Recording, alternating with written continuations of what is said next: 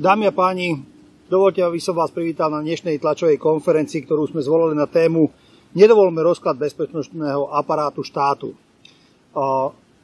Ja vás vítam na tlačovej konferencii kandidátky číslo 7. K tejto téme by sa vyjadril Jozef Rajtár a potom generál Macko. Najskôr by som dal slovo pánovi Jozefovi Rajtárovi. Jožo, slovo je tvoje. Ďakujem za slovo. Orgány činné v trestnom konaní musia konať bez ohľadu na osoby a ich funkčné alebo politické postavenie. Ak vznikne nejaké podozrenie, musia konať bez ohľadu na to, o koho ide, alebo či je pred voľbami, alebo po voľbách.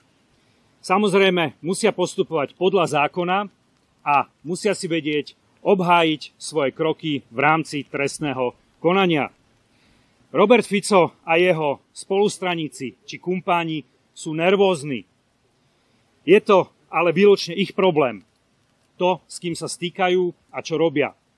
Ak sa o nich zaujímajú vyšetrovatelia, je to v prvom rade dôsledkom činnosti ich nominantov, ich známych a je to ich vlastná hanba. Politici ani vysokí štátni príslušníci nemajú imunitu. Ak porušia zákony alebo sa spreneveria svojmu poslaniu, musia čeliť následkom.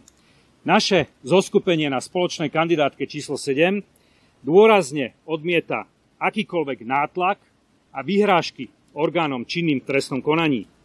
Dôrazne odmietame politizáciu trestných konaní zo strany Smer a v tomto prípade bohužiaľ aj zo strany Sme rodina. Je podľa nás absolútne nepriateľné, aby sa zvolávala takáto mimoriadna schôdza Národnej rady a aby na nej vystupovali obvinené osoby. Chceme snáď dávať priestor v Národnej rade všetkým obvineným, obžalovaným alebo kriminálnikom. Toto patrí výlučne do trestného konania. Pokiaľ by orgány činné v trestnom konaní pochybili, sú na to opravné páky, musia si to obhájiť v rámci tzv. Kontradiktorného trestného konania. Je to pod dohľadom prokuratúry a pod dohľadom takisto súdov. Existuje takisto inšpekcia pod ministerstvom vnútra. Strana Smer odmietla tzv. Vyšetrovacie výbory Národnej rady, ktoré by mali právomoc vyšetrovať v rámci presne vymedzených pravidiel. Bez takýchto výborov je nemysliteľné, aby Národná rada predstierala nejaké vyšetrovanie alebo vypočúvanie obvinených alebo ich prejavy v Národnej rade. Preto odmietame zneužívanie pôdy parlamentu zo strany politikov Smeru a takisto Sme rodina. Je to iba zneužívanie na ich politickú propagáciu a na nátlak na vyšetrovateľov.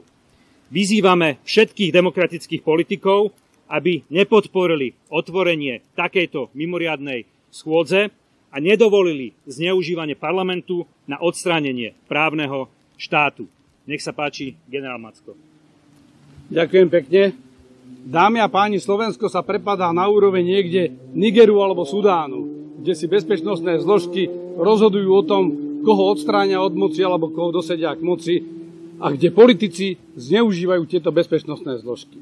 My dlhodobo upozorňujeme na to, že Slovensko má vážne problémy v bezpečnostných zložkách. Už minulý rok, v marci, sme upozorňovali, že Národný bezpečnostný úrad asi nefunguje dobre, pokiaľ tu máme desiatky obvinených s najvyššími bezpečnostnými previerkami a nikomu to nevadilo. Upozorňovali sme na kontakty riaditeľa Národného bezpečnostného úradu s tzv. Pánom X a dnes sa nám to všetko vracia.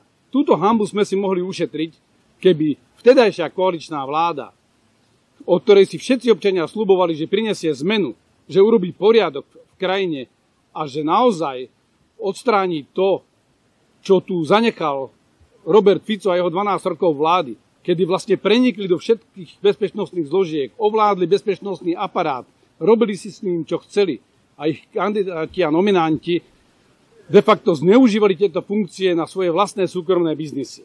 No ale bohužiaľ nestalo sa to. Všetci sme čakali naozaj, že protikorupčná koalícia zmení Slovensko, ale vidíme, že vlastne len si rozdelili lénum, lebo Sisku odovzdali do rúk jednej z politických strán, ktorá pokračovala v praktikách, ktoré tu máme od čias Vladimíra Mečiara, ktorých pokračoval Robert Fico a bohužiaľ vidíme, že ani predchádzajúca koalícia tomu nedokázala zabrániť. Odmietli naše rozumné návrhy na systémové zmeny. My na to dlhodobo upozorňujeme a ja ich zopakujem aj dnes. My nebudeme komentovať, tak ako ostatné politické strany, prebiehajúce trestné konania. Už to kolega zdôraznil, že my veríme, že v našom systéme je dostatok poistných mechanizmov na to, aby trestné konanie mohlo prebiehať tak, ako ukladá zákon. Takže ktoré sú to tie opatrenia? Poprvé, chceme odpolitizovať bezpečnostné zložky štátu. Je nenormálne, že máme stále politických nominantov, alebo dokonca strany vlastnia celé bezpečnostné zložky ako SISKu. Za normálnych okolností by sa Bernard Slobodník nikdy nestal vysokým funkcionárom polície, veď on si kúpil od strany Smer za vstupenku za 15 000 sponzorského pre stranu vysokú policajnú funkciu. Ako k tomu prídu tí policajti, ktorí slúžia poctivo 20 rokov v systéme a posunú sa o jednu priečku? Na to nadviažem hneď druhým opatrením, ktorým je zavedenie jednoznačného kariérneho systému. Tak ako desiatnik Danko sa nemôže stať kapitánom Dankom z večera do rána, tak ani v policajnom zbore a v iných zložkách nie je možné, aby ľudia preskakovali hodnosti, aby sa obvodný funkcionár stal zrazu viceprezidentom alebo prezidentom policajného zboru, lebo potom vedieme k systému, ktorý nie je postavený na odbornosti, profesionalite týchto ľudí, ale na lojalite svojim politickým mecenášom. To je to, čo vidíme v ruskej armáde, to, čo vidíme v ruskom štáte. My tu Rusko nechceme. My tu chceme fungujúci právny štát s fungujúcimi inštitúciami, ktoré sú postavené na apolitických, odborne zdatných profesionáloch. Chceme zaviesť nezávislú inšpekciu bezpečnostných zložiek na úrovni ústredného orgánu štátnej správy. To znamená, nemôže to byť vo vnútri len toho rezortu. Takáto generálna inšpekcia má kontrolovať všetky ozbrojené zložky. Vrátane Slovenskej informačnej služby, Národného bezpečnostného úradu, armády, polície, Zboru väzenskej justičnej stráže a ďalších zložiek, ktoré majú právo používať zbrane. A budú vyšetrovať nestranne ich podozrenia spáchania trestnej činnosti. Chceme nové vymedzenie úloh spravodajských služieb. Je zastarané a preniesli sme si do týchto služieb moresy z doby totalitného režimu a praktiky štátnej bezpečnosti. Potrebujeme modernizovať a presne vymedziť kompetencia právomoci týchto zložiek. SISKA nie je tu na to, aby zasahovala do vyšetrovaní polície a naopak. Takže oddelíme civilné spravodajstvo, vojenské spravodajstvo a kriminálne spravodajstvo. Potrebujeme zriadiť špeciálny odbor na Najvyššom kontrolnom úrade, ktorý sa dokáže do hĺbky pozrieť aj na financovanie týchto bezpečnostných zložiek, ale aj na používanie peňazí v rámci tzv. Krycích firiem a krycích inštitúcií. Lebo do toho dnes nikto nevidí a všetky kontroly sú odbité tým, že povedia, že riaditeľ si to preverí. A keď vidíme, že máme cyklicky obvinených riaditeľov z trestnej činnosti, no ako si to môžu preveriť? Potrebujeme revíziu systému bezpečnostných previerok a očistenie Národného bezpečnostného úradu. Už som to naznačil. Nie je možné, aby vo fungujúcom systéme tie najvyššie bezpečnostné previerky dostali ľudia, u ktorých je vážne podozrenie a niektorí už boli aj právoplatne odsúdení, že sa dlhodobo podielali na organizovanom zločine. To potom ten systém vôbec nefunguje a skôr to naznačuje, že bezpečnostnými previerkami sa kupčí. No a na záver potrebujeme posilniť parlamentnú kontrolu. Už to kolega spomínal, naozaj parlament potrebuje mať dozor nad týmito zložkami. Nie, aby zasahoval do živých vecí, ako to chce teraz strana Smer a Smerodina, ale aby dokázal monitorovať a kontrolovať celý systém, ako funguje. V rámci toho by sme dali aj právomoci na schvaľovanie použitia tzv. ITP prostriedkov, to znamená rôznych odposluchov a podobných zariadení, jedným súdom, aby sudcovia vedeli, o čom rozhodujú a vedeli aj následne dosledovať použitie týchto prostriedkov. Dámy a páni, toto sú v kocke naše základné opatrenia, 7 opatrení sedmičky, alebo spoločnej kandidátky číslo 7. Ešte raz chcem povedať, že o týchto problémoch sa vedelo, ale málo kto s nimi niečo urobil a my toto musíme zmeniť.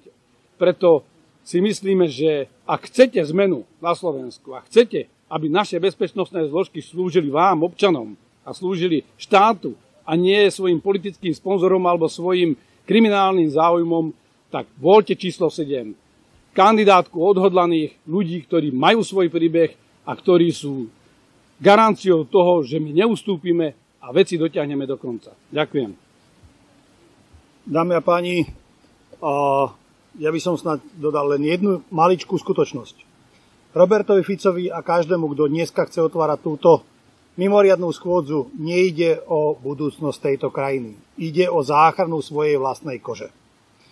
Ak chceme mať krajinu, ktorá pôjde naozaj demokratickým spôsobom, nadchádza čas urobiť poriadok aj v bezpečnostných zložkách, priniesť systémové zmeny, k tomu potrebujete odvahu a musíme uzatvoriť túto kapitolu éry ficoizmu na Slovensku raz a navždy. Ak sa nám to nepodarí, sme presvedčení, že Slovensko sa k lepšiemu neposunie. Nech sa páči, priestor pre vaše otázky. Ak nie sú, tak vám ďakujem veľmi pekne za účasť na našej tlačovej konferencii. Ďakujem pekne. Ďakujem pekne. Dovidenia.